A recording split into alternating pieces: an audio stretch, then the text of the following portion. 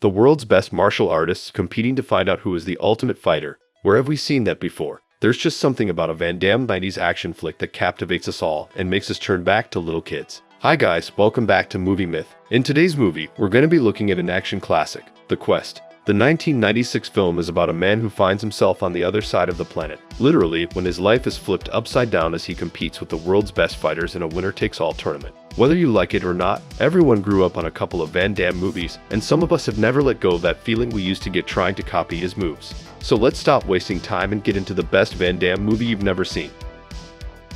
We begin our story following a mysterious old man into a bar. He orders a coffee from the bartender and cryptically tells him that he's from around here, but a very long time ago. The frail man, looking harmless, goes to take a seat. All of a sudden, a gang of thugs enter and start stirring up trouble, trying to rob the bar. Our mystery man warns them to leave and they all laugh at him, but suddenly he proves himself to be quite capable and takes them all out with ease. The bartender is left shocked and speechless and asks him where he learned to fight like that, and so the old man begins telling him his story. Many years ago in Tibet in 1925, a group of monks created a dragon made out of solid gold and sent out invitations to the most elite fighters around the world. A champion representing every martial art would fight in a secret tournament where the winner would take this dragon. In America, an invitation would be given to Maxi Divine, the boxing heavyweight champion of the world.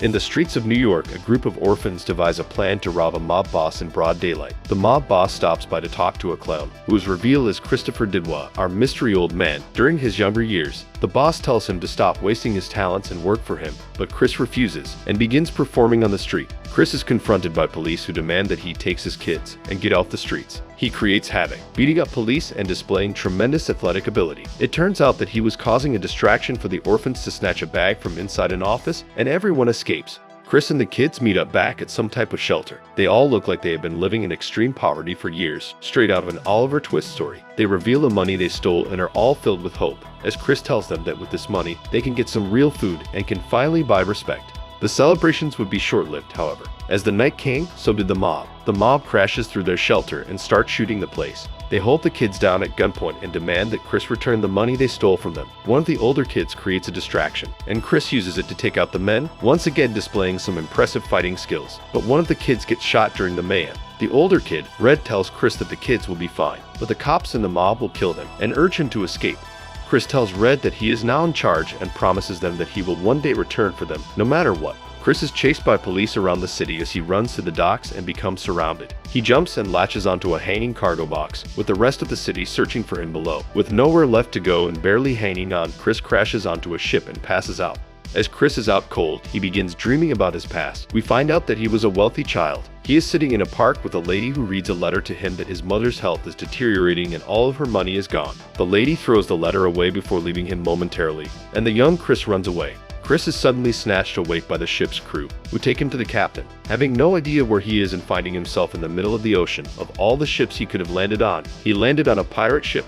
They put him in chains, and as the weeks go by, Chris is put on all sorts of physical work on the ship. The captain finally decides that he's used up all he wants out of Chris, and decides that it's time to execute him. As Chris is chained below deck, right before he's about to be killed, the ship is attacked by cannons. What appears to be a Navy ship arrives and starts firing towards the pirate ship. They quickly board the ship and start taking out the pirates. Chris manages to break free, makes his way to the deck, and immediately saves the Navy captain. He surprises everyone with his display of skills as he takes out multiple pirates while still in chains. The captain returns the favor and saves Chris before shooting his chains loose, introducing himself as Lord Dobbs. Dobbs suspiciously assures Chris that he's in luck, as he can find a ship back to America on Muay Thai Island. His assistant Harry seems skeptical of his words, but Dobbs shushes him and reiterates his claim. A hopeful Chris joins them and they sail their way to the island. Dobbs introduces Chris to Cal and lies to him, saying that he'll take him back to America. He tells Cal on the side that Chris is the best fighter he's ever seen, revealing his plan to sell Chris to him and abandon him on the island. It turns out that Dobbs is a pirate himself. They sell Chris, as well as some weapons to Cal, and quickly depart, leaving Chris clueless by himself. Chris is immediately put to the test. A bunch of trained men gang up on him and begin beating him, displaying their own superior skills in the martial art of Muay Thai. Cal and his students observe in disappointment as Chris fails to prove the ultimate fighter Dobbs promised him to be.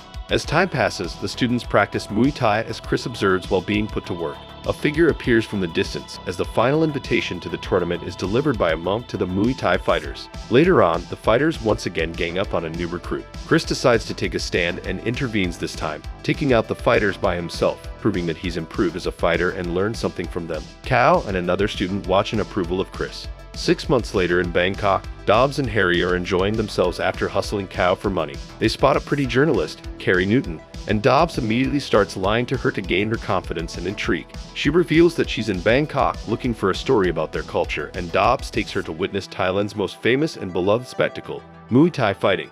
They go to a sketchy underground fighting event. As Carrie is introduced to the violent sport, they await the main event of the show as Kao arrives and spots them. A hooded man enters the ring and shocks everyone around when he reveals himself as Chris. Chris looks completely different, bigger, hardened, and stone cold. Chris fights and quickly defeats his opponent, proving himself now to be an elite Muay Thai fighter and among the very best. Chris' display strikes fear in the hearts of Dobbs and Harry, who quickly make their way out of the building before they are confronted by him, and he tells them that they owe him. He demands a spot to fight for the dragon in the Lost City, but they have no clue what he's talking about. After finding out that the prize is a dragon made of solid gold, they are automatically intrigued, but Chris admits that he does not believe that he can win the tournament. They strike a deal for Dobbs to buy him back from Kao to find a way into the tournament and steal the golden dragon. Carrie receives news that Maxi Divine, the heavyweight champion, is arriving to the city with his invitation. They all devise a plan to accompany him, steal the invitation for themselves, and have Chris pretend to be him. They meet the champ and act as his chaperones as they begin their journey together to the secret city. On their journey, Chris becomes close with the rest of the gang, especially Carrie and Maxi. Maxi even offers to train Chris as he looks like a very capable man. They finally arrive at a village just outside the fighting city, where all the fighters invited arrive as well. As they are dining together, Kao arrives at the inn and spots a shameful-looking Chris, who realizes that Dobbs didn't pay Kao. Kao tells Chris that he's used to Dobbs being a thief, but he's disappointed in Chris, who they took in as one of their own and trained, only for him to go to the tournament and fight against them. Maxi is confused and becomes suspicious as he's supposed to be the one fighting. As they argue, a menacing man storms through the inn with an aura that attracts all eyes in the inn toward him. He demands to have the gang's table, and they refuse, causing him to take out Maxi with one punch and break the table in half, ruining everyone's night. The next morning, Maxi confronts Chris about his plan to steal his invitation and impersonate him in the tournament. Maxi becomes aggressive, and Chris hesitantly fights him and exposes Maxi's inferior and outdated form of fighting. Before pleading with him to stop, Maxi hands him the invitation and storms away. Inside the fighting city, an elder monk welcomes all of the fighters as he begins introducing them one by one. Chris observes the different styles he could be facing and is very uncertain of his skills against them. Fang from the Muay Thai island is revealed to be fighting as well, and the menacing figure eyes him closely, seemingly targeting him. As Chris is introduced as Maxi, the real Maxi Divine reveals himself and admits that Chris is a better fighter than him, hands him his world title, and announces him as the official fighter to take his place. The elder monk grants Chris a spot in the tournament, but announces that if Chris does not get past the first round, Maxi will be forced to stay forever in the village, placing Maxi's fate in Chris's hands. As Dobbs is worried about the dragon's size, Chris asks Maxi why he returned to the tournament. Maxi tells him that Chris beat him with kicks and insane speed, something he is unfamiliar with and has no chance of beating the others. He tells him that he wants to see the American flag raised in the end and intends to coach Chris and have him fight as a champion, not as a thief, as every fighter represents his country in the most stereotypical way possible. The tournament begins with the Soviet Union facing Spain. The Spanish fighter easily defeats him using his kicks and his speed. The next fight is extremely comedic. A sumo fighter from Japan faces a tiny kung fu fighter from Okinawa and immediately crushes him with his size. France faces Brazil, and we are introduced to the most dazzling fighter in the tournament. The Brazilian uses capoeira, a Brazilian form of fighting that incorporates dancing into the movement, which creates a very exciting spectacle. The Brazilian beats his opponent and dazzles the crowd with his dance moves. China faces Korea. The Korean fighter seems to resemble a snake in his movements, slithering away before striking from out of nowhere. Chris notes his style as he could be facing him down the line. As the fighting ends for the night, Dobbs and Harry observe the dragon and notice that there is no security around it as no one expects it to be stolen. The next morning, Maxi reminds Chris what he's fighting for as another day of fighting is about to begin. The fight between Turkey and Scotland ends very quickly as the Turkish man uses dirty tactics to easily beat the Scot. Fang faces the African fighter, who for some reason is representing Africa as a whole. Fang displays the efficiency of Muay Thai as he takes him out fairly easily. And now it is time for our most anticipated fight, Germany versus America. Chris finally fights with the added pressure of Maxi's life on the line. Chris is very hesitant and looks scared to pull the trigger, unsure of his own abilities. He is in survival mode at first and appears to be beaten, but Maxie reminds him what he's fighting for, and Chris suddenly turns it up and beats his opponent with a surprised look on his face.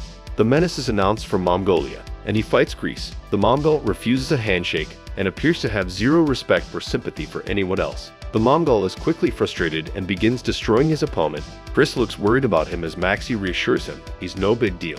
In another comedic fight, the sumo fighter and the Turk sprint head-on at each other, and the sumo fighter completely bulldozes him, taking him out cold. But the Mongol makes a mental note of this. The Brazilian and the Korean begin dancing in front of one another before the Korean starts fighting like a monkey and takes out his opponent with ease. It's now time for the Mongol to fight a worthy opponent in Fang. Fang and Chris nod to indicate that they have grown close on the island together. In a surprising twist, Fang is brutally beaten by the Mongol. He grabs an already defeated Fang and breaks his back, killing him to establish himself as the most dominant fighter in the tournament as everyone watches in horror. Chris takes Fang's headband and marks the Mongol with his blood, an unspoken vow to avenge his friends and make the Mongol pay for what he's done. Later on, Chris is told by Dabbs to throw his next fight. They don't have faith in him to win and need his help stealing the dragon. But now, Chris is fighting for more than just the dragon. He's fighting to avenge his friend Fang, his coach Maxie, and his country. He's unsure of what they ask him to do as he enters his next fight against the Spaniard. He hesitantly fights and is reminded to take a fall by Dabbs, which he does. Maxie screams at him to get back up and this fires him up. He immediately gets up and destroys his opponent with conviction. The gang watches the Mongol as he takes on the sumo fighter. They expect him to wear himself out against him, but are surprised to see what happens next. The sumo fighter tries the same tactic he did before and sprints at the Mongol, but the Mongol has read him already and maneuvers around him, easily beating him and staring down Chris. Dabbs and Harry resort to another plan and attempt to steal a dragon on their own, abandoning Chris as he fights the Korean in the semi-final. The Korean emulates a tiger in this close fight before Chris is able to pin him down and beat him.